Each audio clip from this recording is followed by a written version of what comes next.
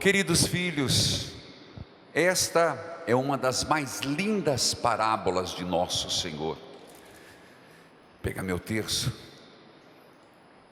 E nós hoje podemos nos alegrar, sim, motivo de alegria, de entusiasmo, porque o nosso Pai é um Pai cheio de misericórdia. Diga: alegra-te meu coração, alegra-te meu coração, regozija minha alma, regozija minha alma, porque o Pai do céu, porque o Pai do céu é o Pai de misericórdia. é o Pai de misericórdia. Eu tenho um Pai, Eu tenho um Pai, e é misericordioso. e é misericordioso. Filhos queridos, essa expressão do amor de Deus já vem do Antigo Testamento. Hoje nós ouvimos o livro de Josué, quando o Senhor disse a Josué: perceba, hoje eu tirei de cima de vós o opróbrio do Egito. É Deus falando, é Deus agindo. Aquilo que nós vamos ouvir nessa parábola por excelência, eles tinham contato. Quem é que estava diante de Jesus? Escribas, fariseus e hoje eu e você. Os escribas e os fariseus conheciam o Antigo Testamento, então a leitura que nos foi proclamada não era estranha, mas parece que tinham esquecido. Quando na primeira leitura diz: vocês ficavam no deserto. Aqui eu quero só citar que na carta de abertura, Papa Francisco, ele diz assim, que a quaresma, lá no início, a quaresma é um movimento, é um esforço humano na graça divina, para sair do deserto e voltar para o Éden, o Gênesis. Pelo pecado, o homem saiu do Éden, do paraíso, para o deserto. Pela graça, e a quaresma é um estar no deserto, é um esforço para voltar ao Éden. Se aplica muito bem hoje essa comparação, essa proposição do Papa Francisco, porque isso é o que está dizendo. Vocês viviam comendo no deserto, e olha que lá eu lhes fui generoso, eu lhes dei de maná, vocês pediram comida e eu lhes dei. Lhe dei de comer, lhe dei de beber, lhe dei codornizes, maná. Faltou água? Eu bati na pedra pela mão de Moisés e jorrou água. Mas agora, amados, querido povo de Deus, vocês não precisam mais do maná, porque agora eu lhes dou os frutos da terra prometida. Oh, que coisa linda! Essa leitura deve se ecoar dentro de nós. É verdade que Deus vai nos sustentando, vai nos alimentando ao longo da nossa vida. Todos nós somos alimentados nas nossas angústias, nas nossas tristezas, nos nossos combates. Eu dizia, e não esqueça disso, que quaresma é combate espiritual, e eu exortava e repito hoje: se você entrou na quaresma, se prepare para os golpes, se prepare para as batalhas, mas é um passar do deserto para a terra prometida. Foi essa a primeira leitura. Por isso o Salmo nos dizia: provai e vede quão suave é o Senhor, que fez com um povo errante no deserto e lhes deu a terra prometida. O mesmo fará comigo e com você. Segunda leitura. A segunda leitura de São Paulo aos Coríntios. E não é o homem que se reconcilia com Deus. Não somos nós que conquistamos o paraíso, não somos nós que conquistamos a misericórdia de Deus, não somos nós que conquistamos o amor de Deus, não. Tudo foi reconciliado no Cristo. Ele nos deu a terra prometida, Ele nos dá o retorno ao Éden, Ele nos dá a salvação, Ele reconciliou. Se isso é verdade, de fato é, como pode aqueles fariseus, saduceus, mestres e nós não entrarmos na dinâmica da misericórdia? Que dinâmica é essa, Padre? Observemos a frase que o Pai disse e o motivador. Essa parábola que todo mundo fala, a parábola do filho pródigo, é a parábola do Pai da misericórdia. Mas qual foi a motivação? Meu filho, eu amo. A motivação aqui é o amor que foi capaz de até vender seus bens. Deus se despoja e nos dá a parte que nos cabe. Deus nos ama, que Ele aceita as nossas decisões, mesmo que sejam equivocadas. Lembra disso? Deus não empurra a salvação goela abaixo. Deus não coloca canga em ninguém. Ninguém está aqui forçado. Nós estamos aqui atraídos pelo amor, mas podemos não querer. Quando o filho toma uma decisão equivocada, dai-me a parte que é minha, e foi embora. O pai o amava? Sim. Continuou amando? Sim. Apesar de saber que o filho errava. Filhos e filhas, o que eu quero enfatizar é que o que acontece no texto, Jesus revelou na cruz, revelou no Calvário, quando Ele foi reconciliar o mundo com Ele. Veja a dinâmica. Gente, quando eu leio esse texto, e olha, é aqui, é no rádio, aparece na quaresma, aparece em outros momentos, nas pregações, me encanta, no sentido assim, de conforto ao mesmo tempo de desafio, essa imagem do Pai. Não sei se é porque o meu pai, a imagem do Pai para mim é muito positiva. Para quem tem uma imagem negativa é difícil, mas a imagem do Pai, que no final da tarde, quando o filho está voltando, e ele está com o discurso pronto na boca, de justificativa, o Pai, movido pela misericórdia, vista lá na curva, aquele filho voltando, esmerdeado, sujo, faminto, e o Pai sai correndo.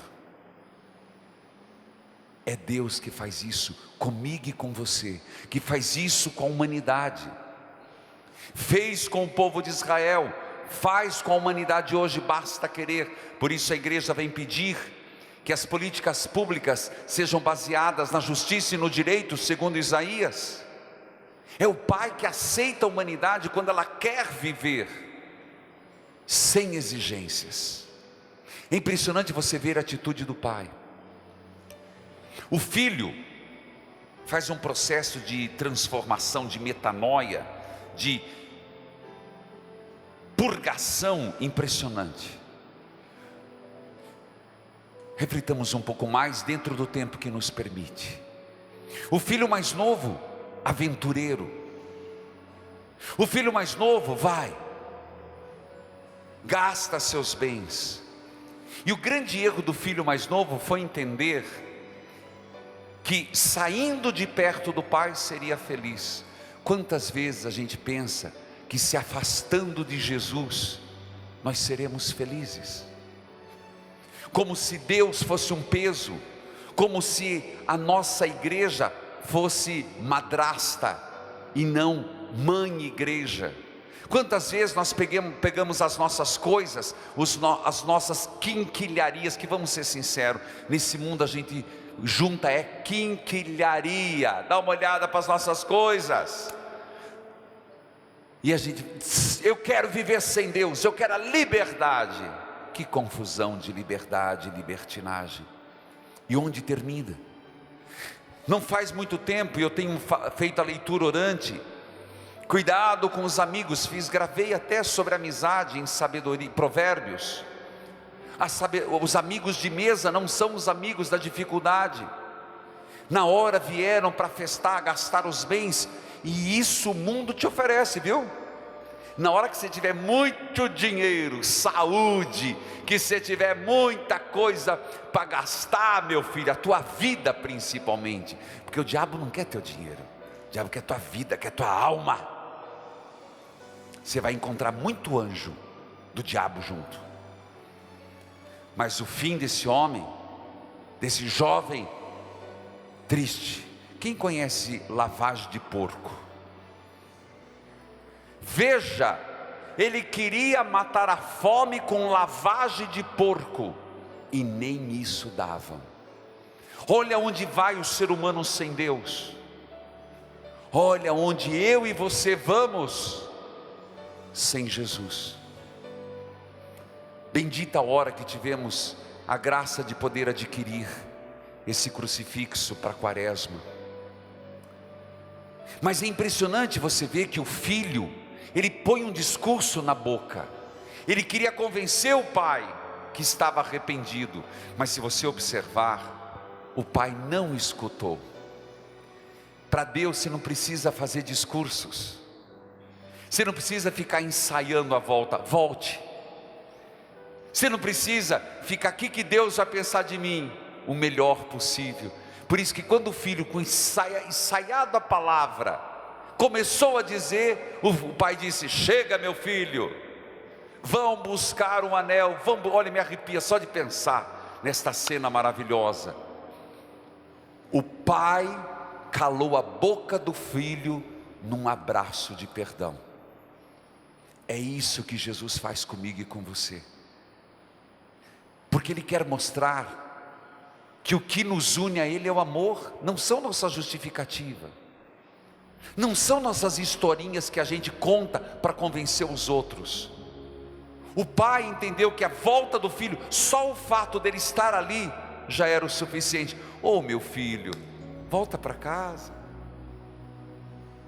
volta para Jesus. Você está me escutando?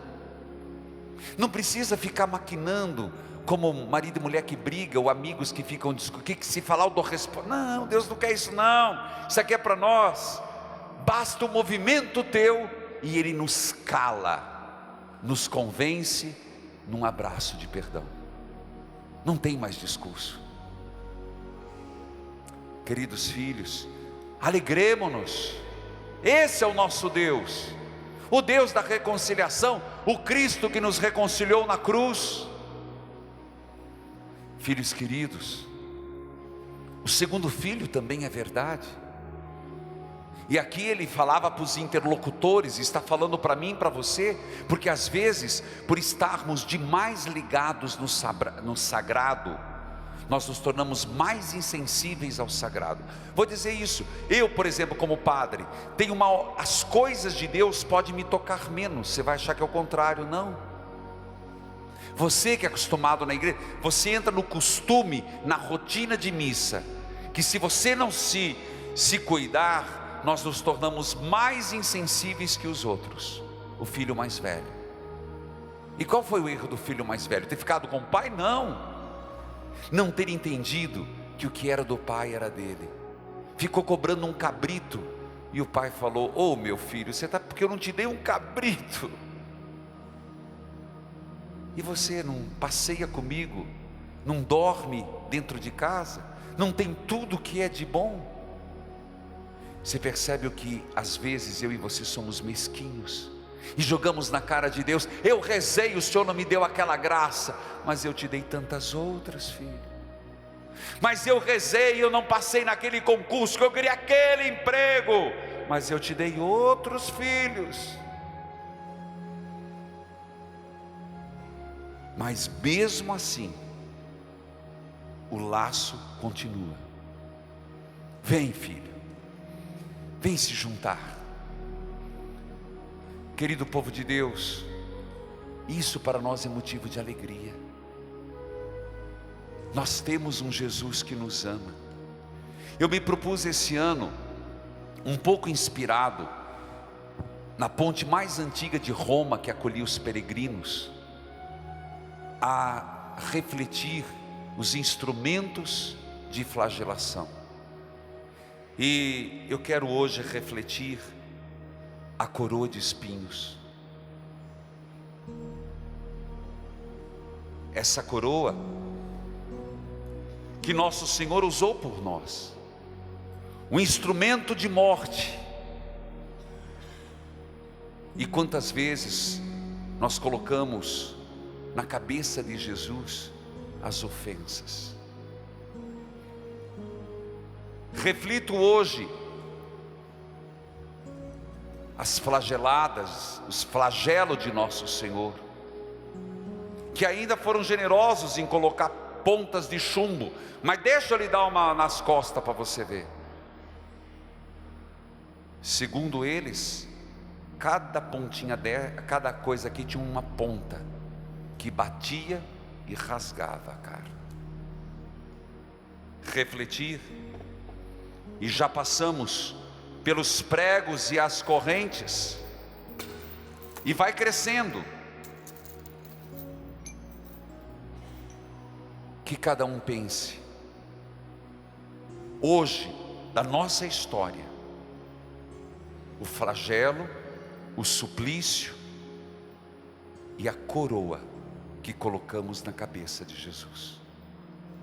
Lembremos, não importa onde estamos, em que chiqueiro de porcos vivemos, o que Deus nos oferece é algo muito melhor, a convivência com Ele, não no deserto, mas no Éden, não comendo o pão de maná de quem está a caminho, mas os frutos de quem chegou na terra prometida, não o peregrinar por essa terra, mas a morada eterna, face a face com Jesus, a Santíssima Trindade, Nossa Senhora. Busquemos a melhor parte, alegremo-nos por isso, que Deus nos ajude nesse propósito. Amém. Amém.